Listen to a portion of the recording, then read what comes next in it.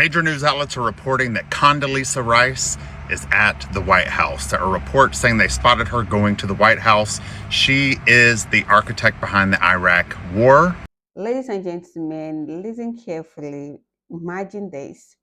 The same political system that ignored Black voices for decades, the same power structure that pushed back Black communities aside, is now suddenly looking towards a Black woman for help during a global war crisis. You heard that right.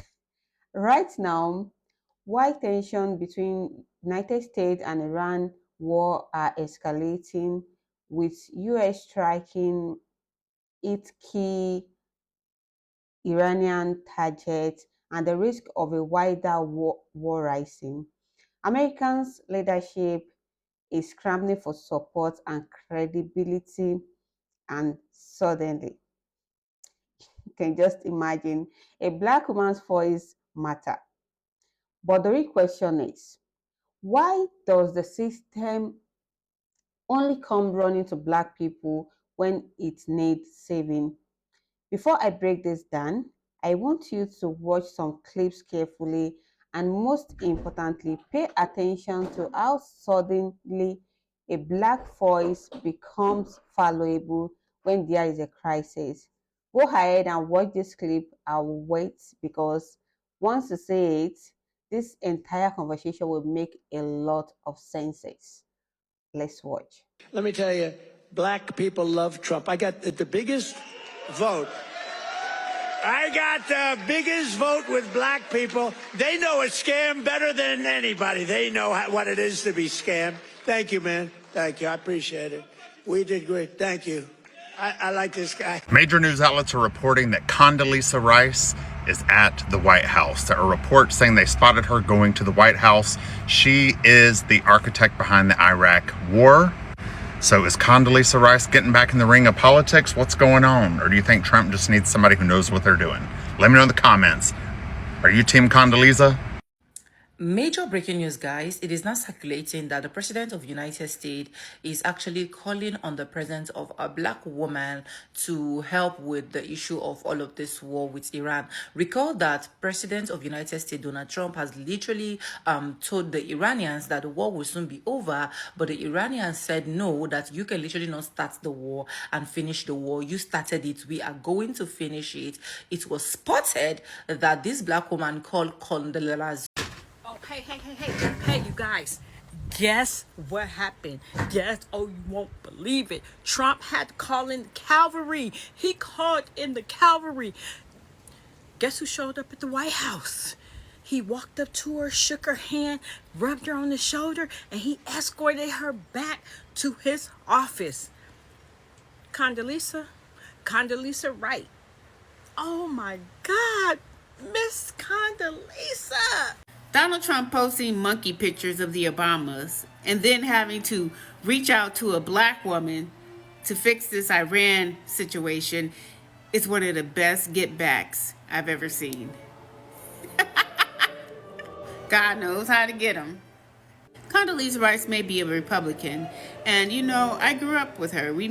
I disagreed with her, some of her philosophy, but she is the kind of Republican that is not an extremist. Well, folks, Donald Trump is now begging other countries for their help in his war against Iran because, quite frankly, things are just not going to plan for Donald Trump with this conflict. He's now begging war-torn countries that he has personally insulted for their assistance. And this comes after Donald Trump, when asked how he would rate the war in Iran on a scale of 1 to 10 in terms of how well it's going, he said 15. He said 15, it's going great. Couldn't be going better, it's perfect. Well, Donald Trump is now begging countries. Remember when Donald Trump said, You're not going to have a war with me, and you're not going to have a third world war with me. That I can tell you. and how is that going for us? The United States military began major combat operations in Iran. So the guy who said if you vote for Kamala, she's gonna send your son to war, has sent your son to war. The lives of courageous American heroes may be lost and we may have casualties, that often. Donald Trump was just asked if Americans should fear a possible retaliatory attack in the United States from Iran, and he said, I guess. Yeah, a very inspiring answer that makes me fully confident that he knows what he's doing. So Trump was asked about this by Time magazine, and he acknowledges the possibility by saying, I guess, but I think they're worried about that all the time. We think about it all the time. We plan for it. But yeah, we expect some things. Like I said, some people will die. When you go to war, some people... Well, the most important thing, Brett, and thank you for having me, but the most important thing is to recognize that Iran has been at war with us for at least 47 years, all the way from 1979. People may forget. They took our embassy hostage 444 days. They were responsible for the killings of 300 plus Marines in Lebanon in the early 1980s. And if you ask people about Iraq, what was... Decision to launch this operation was based on a cumulative effect of various direct threats that Iran posed to the United States of America, and the president's feeling based on fact that Iran does pose an imminent and direct threat. I've said repeatedly since the first briefing over 10 days ago, there was no imminent threat to the United States that I believe would constitute putting our sailors. Okay, we need to rally the troops, and we need to get a hold of Condoleezza Rice and get Condoleezza Rice to run against Donald Trump in the midterms. We need to. It's not too late. We need to get Condoleezza Rice and call her up. Say, yo, Connie, come and run against Donald Trump. We need you, girl. We need you bad. And we could all... Now you know they don't have a plan when Condoleezza Rice is going into the White House. Y'all, we better brace ourselves. I live on a university campus, and I would say to young people, yes, I understand the passion, but also trying to understand how hard this is.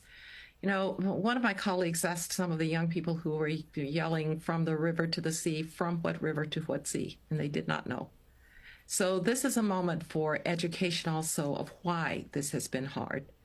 And there's plenty of blame to go around, but hopefully we're going to get to the place that Israelis can live in security and can finally be accepted. What's it like working with Condoleezza Rice? She's a phenomenal inspirational leader who's brought a new energy to the Hoover Institution. So I think it's been a real privilege to work under her, and someone who is extraordinarily gifted in so many ways. I mean, fluent Russian speaker, amazing concert pianist, has served our country in numerous capacities. And I was reflecting the other day, there's certain individuals where you look at... I know that you're fluent in Russian and you've met with Putin several times. What was that like, and how would you describe his strengths and weaknesses as a leader? Yeah, he was one tough guy, and I did spend a lot of time with him.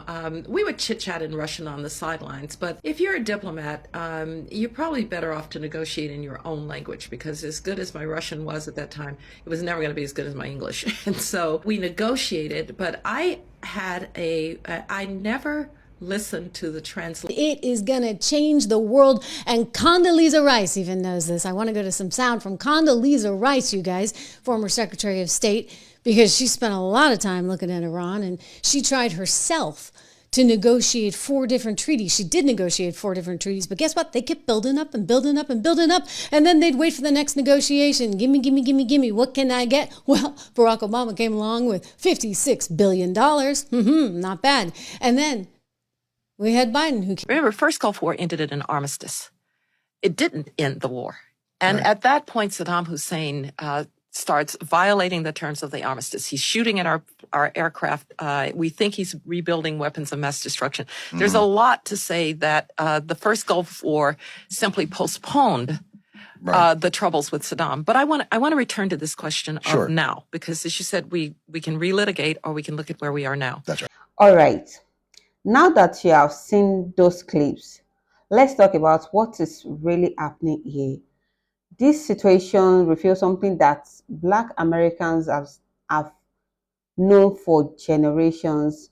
When the system needs help, when the pressure is high, when credibility is low, suddenly Black voices become important.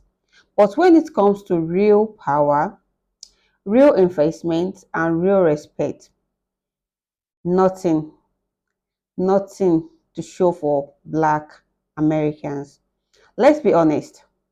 If a political leader now needs a Black woman to help navigate or influence a global conflict like this of Iran situation, that tells us something. That tells us something is very deeper. Yeah, it tells us that public trust is declining, and suddenly they need voices that people actually trust. That's just a fact. Right now, the United States is dealing with a dangerous escalation with Iran, including military strike, targeting key infrastructure and oil export routes. And when conflicts like this happen, government begin looking for messengers who can influence the public, which is Black American.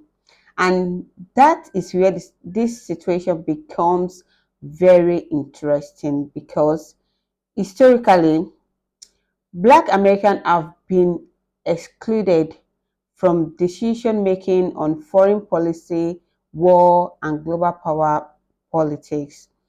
Yet today, a Black woman is suddenly important enough to be asked for help. Black American needs to pay attention to this moment because the moment proves something powerful. Your voice matters, your influence matters, your credibility matters. And the political system knows it. But the problem here is that for decades, that influence has been used when convenient, but ignored when it comes to real empowerment. Black communities has been asked to vote, support, defend, and promote, but rarely invited to shape the policy themselves. And when you look at Americans' history with war, Black Americans were often asked to fight the war without being allowed to lead the conversation. That is why moments like this are important because it shows something shifting. When a global crisis hits, when the political establishment feels pressure, suddenly the voice they ignore becomes valuable. So, here is the real message for Black Americans watching this. Do not underestimate your influence because clearly powerful people don't underestimate it. If your voice can influence global narrative, if your voice can shape public opinion during international conflicts, then your voice is far more powerful than many people want you to realize. This moment should not just be about criticizing politics.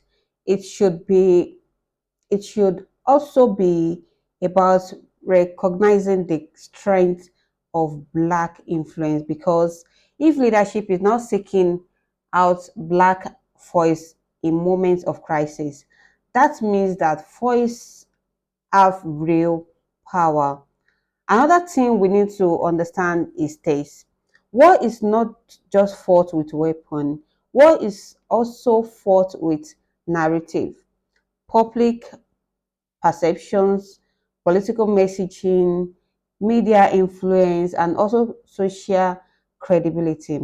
And in today's digital world, Black voices, especially influential, Black women carry massive cultural authority, which is why this moment is not random, it is strategic. But leaders understand something. If you want people to listen, you need a messenger people trust. So the question I want to ask yourself is this. If the system recognizes the power of Black voices during a crisis, why shouldn't those voices demand real political influence all the time? Why only during emergencies? Why only when the prayer is high? Why only when credibility is needed? Black Americans should not just be called upon during crisis. They should be respected during peace as well. At the end of the day, this situation reveals a deeper truth. Black influence in America is undeniable, and even the most powerful political leaders knows this. The question is no longer whether voices matters. The real question is, will those voices continue to be used temporarily, or will they finally be respected permanently? Because if a global conflict can suddenly makes black voices essential, then imagine the power those voices have in shaping the future. Now, I want to hear from you. Do you think this moment prove that black influence in America is stronger than many people realize? Or do you think this is just another example of the system using black voices only when it's need them? Drop your thoughts in the comments. And if you believe black voices deserve real power, not temporary recognition, make sure you like this video and subscribe, because on this channel we break down the truth behind politics, power, and global events. And trust me, the story behind the situation is far from over. See you all in the next video. Thank you.